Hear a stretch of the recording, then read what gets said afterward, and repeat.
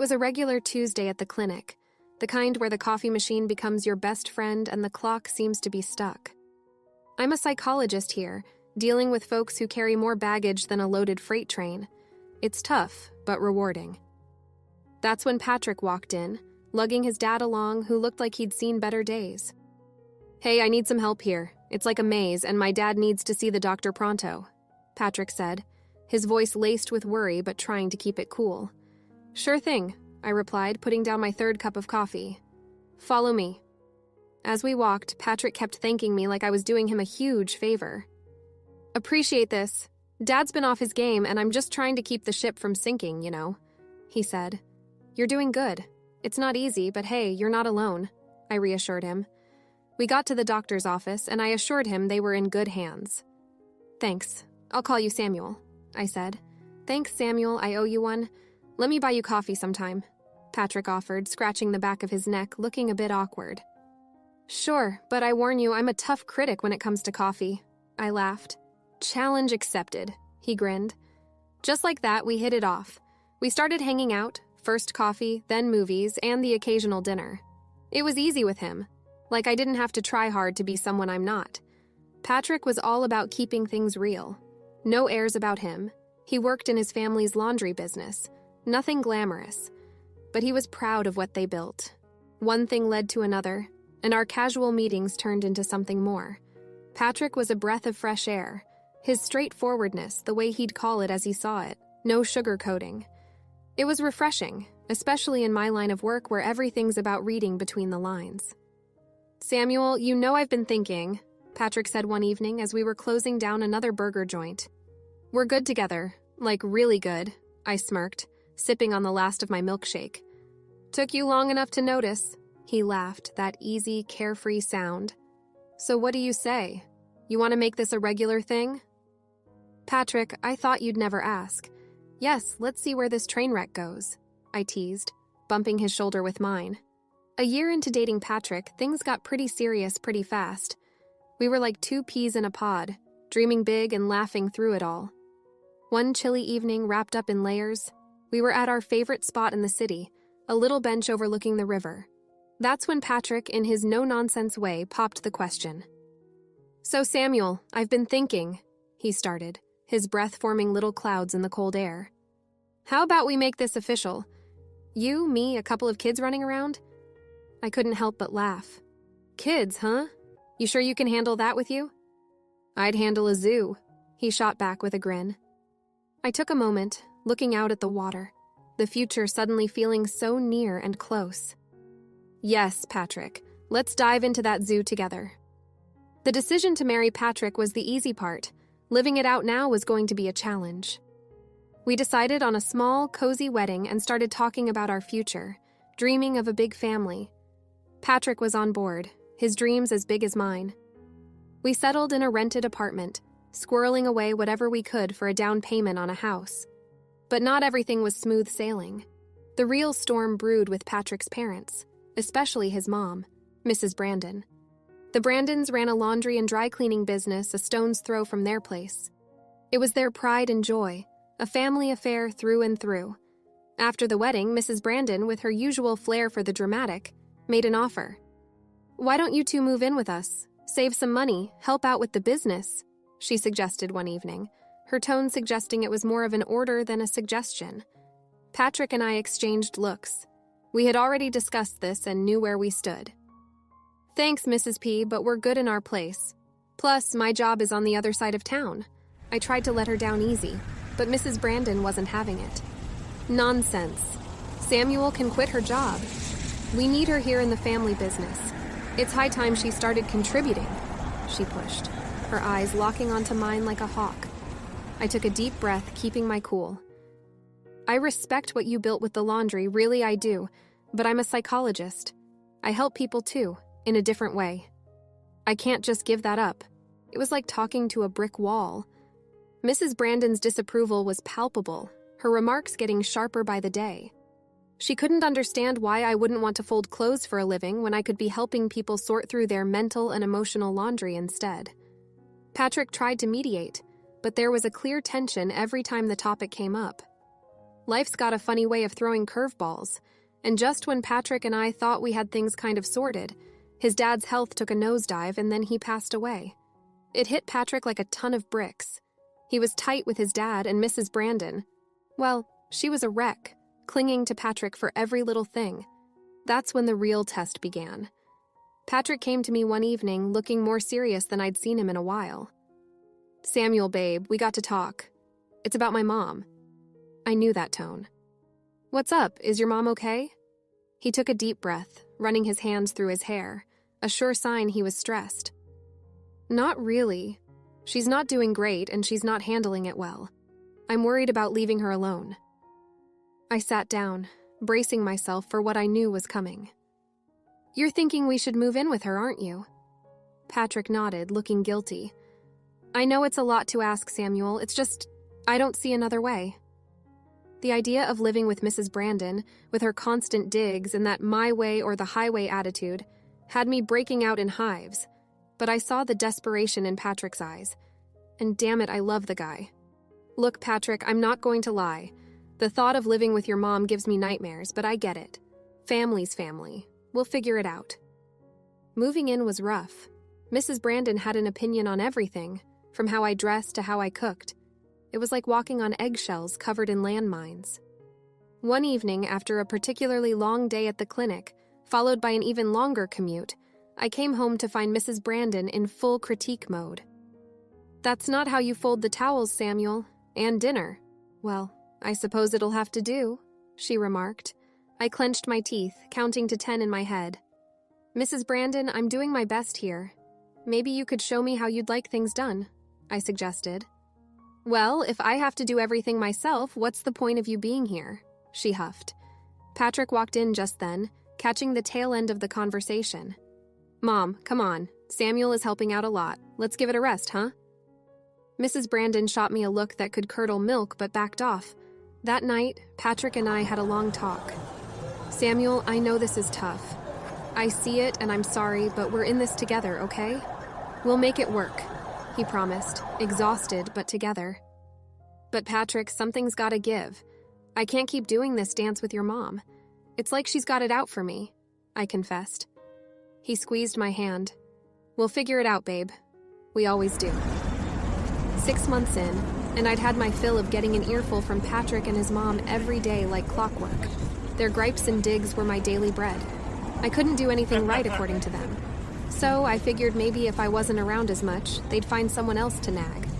I cut down my hours at the clinic to a part-time gig and started putting in shifts at the laundry in the afternoons. Patrick seemed up for it, saying it was a smart move, but then he dropped on me that he wouldn't be paying me a dime.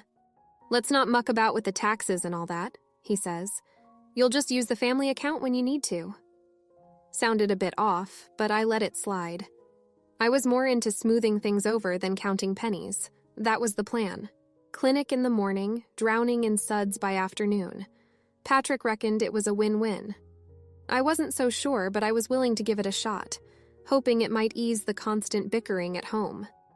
Plus, it'd be a chance to get a real look at the family business and see what all the fuss was about from the inside.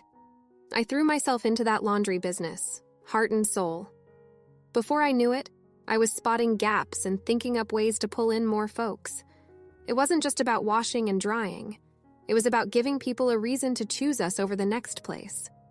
But when I laid my cards on the table, hoping Patrick would see the potential, he shut me down. "I've been in this game since I was knee-high. What do you know about running a laundry?" he scoffed. I was gutted, but worse, I started noticing the numbers weren't adding up. Fewer customers, more complaints. It was a sinking ship, and I wasn't about to go down without a fight. I tried talking to his mom, thinking maybe she'd get it. I even found the perfect spot next door to expand, but no dice.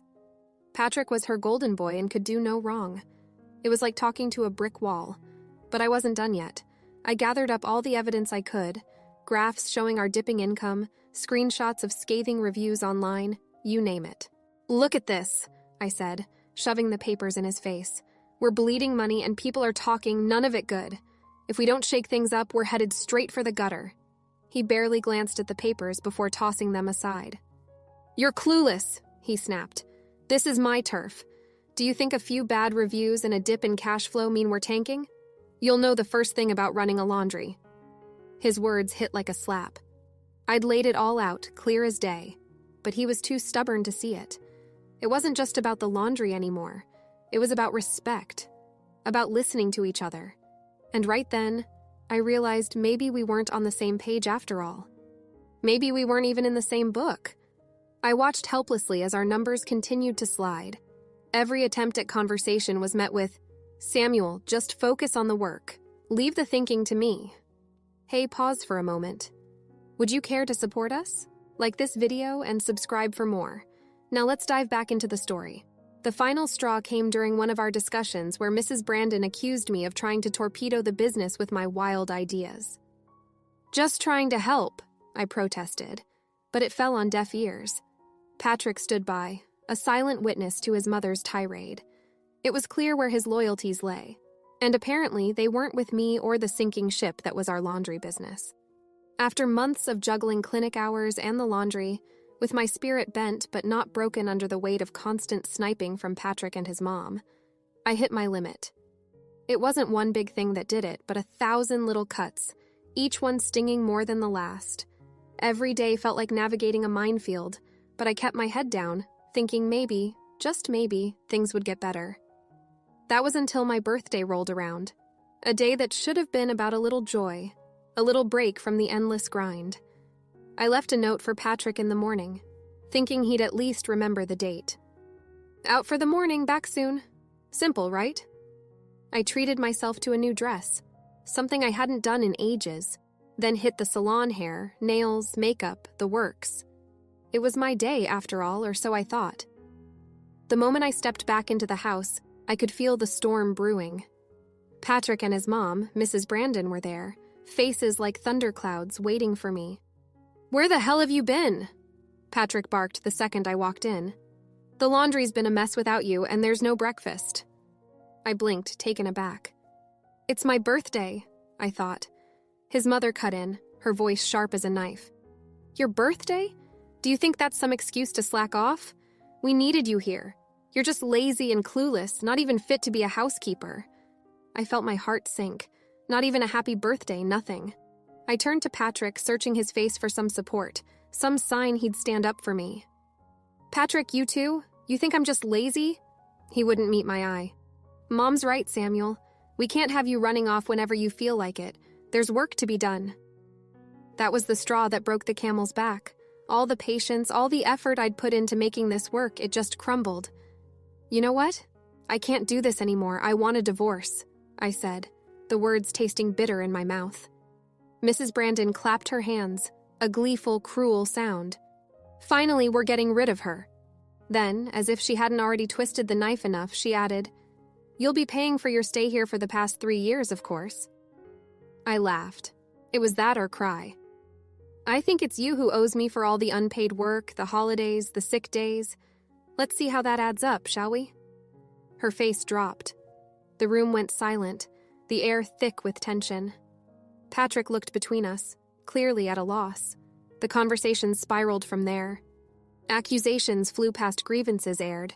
It was ugly, raw, and painful, a litany of all the ways we failed each other laid bare. I bent over backward for this family, for this business, and this is the thanks I get? I said, my voice rising with each word. "And what about me? What about what I've given up?" Patrick shot back, anger and something like regret flashing in his eyes. "We're talking past each other, Patrick. I don't even recognize us anymore," I replied, the fight draining out of me. The talk of divorce, of debts and dues, it all just underscored how far apart we'd grown. The love that had once bound us together had been stretched thin, frayed by neglect and misunderstanding. Walking away from Patrick and his mom, I had a head full of steam and a heart full of hurt. But beneath all that, there was this tiny, stubborn spark of something like hope, or maybe it was just spite. Either way, it was enough to get me moving. First thing, I found myself a little apartment, nothing fancy, but it was mine, all mine. The silence was deafening at first, a stark contrast to the constant bickering and criticism I'd gotten used to. But I filled it up with plans and dreams, louder and more vibrant than any argument. I remember sitting there on a secondhand couch, surrounded by unpacked boxes, when my best friend Kayla dropped by. She found me surrounded by papers, my laptop open to a dozen tabs. "What's all this?" Kayla asked, raising an eyebrow as she picked up a stack of printouts about business loans and laundry equipment. "I'm starting my own laundry business," I declared, more to convince myself than her. Kayla whistled low, impressed. "That's a bold move, Samuel, going head-to-head with Patrick and his mom." I nodded, feeling the resolve solidify within me. "Yeah, they think they've seen the last of me, but I'm not done. Not by a long shot. I found a spot for rent right next to their laundry. It's perfect." "Isn't that a bit direct?" Kayla asked, a hint of concern in her voice. "Direct is exactly what I'm going for," I replied. "I've got ideas, Kayla, good ones, and I know I can make this work." I said the words, tumbling out with a passion I hadn't felt in months. Kayla smiled, her support unwavering. "Well, then you're going to need a business plan and probably a drink. I'll grab the wine, you start brainstorming." So we did. We outlined everything from business hours to services offered, differentiating and creating my future laundry from the one run by Patrick and his mom. "I want to create a space that's more than just a place to wash clothes," I explained. "A community hub with top-notch service and a personal touch. Offer something they don't." Kayla suggested sipping her wine, like a loyalty program, or better yet, a guarantee for lost items. "That's genius!" I exclaimed, the idea sparking excitement. "And I can set up a play area for kids, maybe even a small cafe corner. Make it a place where people want to spend time." We worked into the night, fueled by wine and the thrill of creation. By the time Kayla left, I had a solid plan and a fire in my belly. It was more than just a business venture. It was my shot at proving them wrong, at proving to myself that I was more than what they saw. After the dust settled from the divorce, I dove headfirst into my plan. I found the empty spot next to Patrick's laundry and snagged it. It was a mess, sure, but it had potential. I poured everything into fixing it up, buying the best washers and dryers I could afford, and stocking up on top-notch cleaning supplies. The place started shaping up, and I opened the doors with a mix of dread and hope. At first, it was like shouting into the void. Folks just kept on walking past Patrick's, sticking to what they knew, but I wasn't about to fold that easy. I made my place welcoming, with a coffee machine for the adults, a small play area for the kids, and even a couple of slot machines for a bit of fun. I stayed open round the clock, added security cameras, and made damn sure everyone's clothes were treated like treasure. "Listen, I'll give you the best service you've ever had," I'd tell anyone who wandered in, half curious, half skeptical. "Not happy with the clean? It's on the house. But when you see the results, you'll want to come back, guaranteed." Word started getting around, thanks to the effort I put into every detail and every customer. Reviews on the internet began flipping from skeptical to stellar. "Never seen my whites so white," one said. "The coffee is a nice touch," said another. "Love the spot for the kids," chimed in a third. Before I knew it, my little laundry was buzzing, lines forming even in the early hours. My laundry became the go-to spot, not just for the quality of the clean, but for the community I was building. People didn't just come to wash their clothes, they came for a chat, a cup of coffee, or just a break from their day. It was more than a laundry. It was a place people looked forward to visiting. The success was sweet, not going to lie, but the best part was knowing I did it my way, with integrity and a hell of a lot of hard work. Patrick and his mom could keep their old-fashioned ways and their grudges. I was moving forward, one satisfied customer at a time. The day it all came to a head, the air was thick with the scent of detergent and success. That's when Patrick and his mother, like two storm clouds ready to burst, charged into my sunny day. Patrick was the first to launch into the tirade. "You've got some nerve, Samuel, siphoning off our customers with your undercut prices and fancy extras. What's the game, huh?" I didn't flinch. Experience had taught me calmness was a weapon. "No game, Patrick, just good business. I'm offering what people want and need. Can you say the same?" His mother, ever the fire starter, piped up with venom. "You're a thief and a liar, making us look bad, stealing our hard-earned customers. You've turned this into a personal vendetta." I sighed, leaning against the freshly wiped counter. Mrs. Brandon, let's get one thing straight. I haven't stolen anything. People come here because they're tired of your hard-earned neglect. It's as simple as that. Patrick's face turned into a mix of anger and something else, perhaps a dawning realization. We were doing just fine before you started this crusade, he spat out. Crusade? I echoed, incredulous. Patrick, all I did was fill a gap you left wide open. I offered suggestions, remember? You both decided I was the enemy for trying to help. The room fell silent, the weight of the moment settling heavily. Mrs. Brandon, in a last desperate bid, shifted tactics. Fine then. If you're so successful, hire us. Our laundry is dying. We're swamped in debt. I let out a dry laugh. Hire you? After everything? I think it's time for you both to leave. My customers don't need this kind of drama. They knew they had lost, this battle. Their shoulders slumped as they turned to leave. Patrick paused at the door, a complex look crossing his face, a mixture of regret and resignation. This isn't over, Samuel, he said. But it lacked conviction. But it was over, at least for me. I had built something out of the ashes of their disdain, a place that brought a little bit of joy and cleanliness into people's lives. And as they walked out the door, I turned back to my bustling laundry, a smile playing on my lips. This chapter of my life was closed, and I was already looking forward to the next. Let's conclude the story shortly. The bustling sounds of my laundry, the happy chatter of customers, and the rhythmic hum of the washing machines filled the space. I had built a haven, a place of solace and service, a testament to my strength and resilience. Looking back, I realized that leaving Patrick and his mother was the best decision I ever made. It wasn't easy, but it was necessary. Their negativity and disapproval had become a suffocating blanket, and I had to break free. Now, with my own thriving business, I was finally living my life on my terms. I learned valuable lessons about love, family, and the importance of standing up for myself. The experience had been painful, but it had also been liberating. I was no longer the timid, insecure woman I had been when I first met Patrick. I was stronger, more confident, and more determined than ever before. As I watched my customers leave, their faces beaming with satisfaction, I felt a deep sense of pride. I had created something beautiful, something that brought joy to others, and that, I knew, was more rewarding than anything I could have ever imagined. After experiencing the full journey of our story, we'd love to hear your thoughts. How did the story resonate with you? Don't forget to like, subscribe, and stay blessed. Thank you for watching, and see you in the next story.